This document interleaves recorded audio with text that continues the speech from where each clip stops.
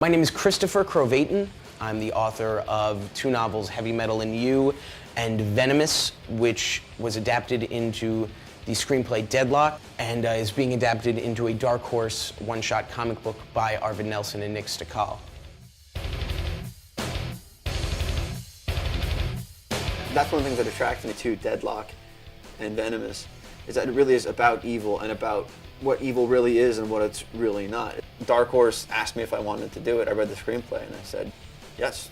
Deadlocke is about a young boy in New York City named Locke Vanetti who has bottled up his anger. When he gets angry, it's not simply an emotion that floods through him, it's as though his entire world changes and he becomes the embodiment of this anger, the vessel of this anger. I've actually done like a lot of adaptations of stuff. I've adapted some of Robert E. Howard's comics. He's the creator of Conan. But that's a really creative process too, figuring out how to take something from a screenplay and make it work as a comic book and make it something that the person who wrote the original story would be proud of.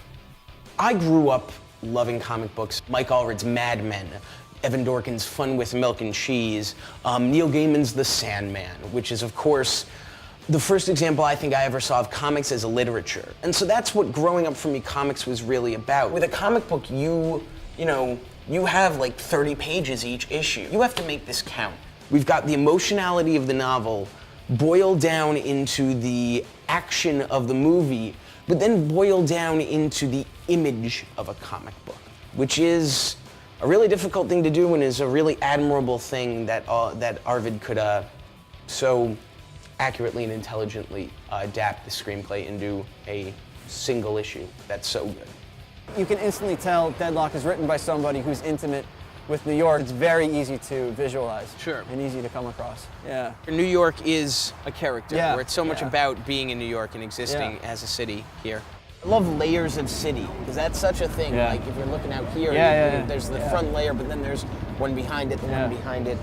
One of the things that's, to me, it's interesting about Deadlocke is that it's really not so much about school, it's about the education you get outside of school. Sure. And how you're learning such sort of elementary things in high school about algebra or whatever, and you're learning such incredibly complicated social things outside of school. In the book, there's not a lot of school scenes. Yeah. School was what I had to do, as opposed to like what was really Right. going on. You Right. know?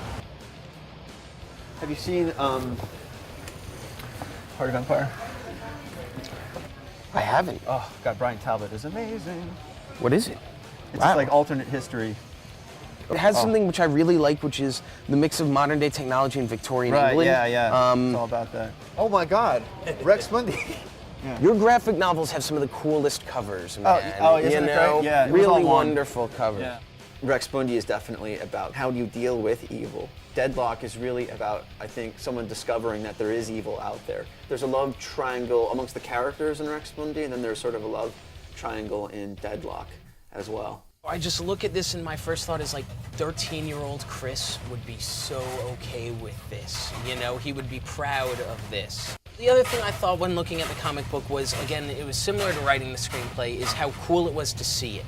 You know, to see Locke, to see Deadlocke, to see Renee.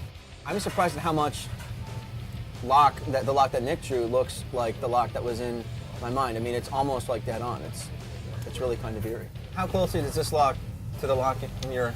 It's different. As I mentioned earlier, the Locke in the book and in my head wore glasses. So that was the first thing I was like, he's not wearing glasses. Right.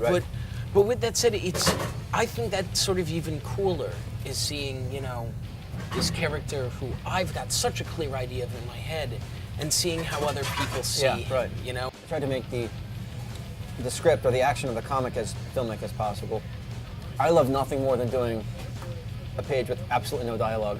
Yeah. And you have to kind of figure out, as a reader, what's going on. I love sound effects, too. I don't think people use sound effects enough. Being in touch with pictures and words and characters and action, all having to move together as one. I mean, it's comic book. It's so much fun.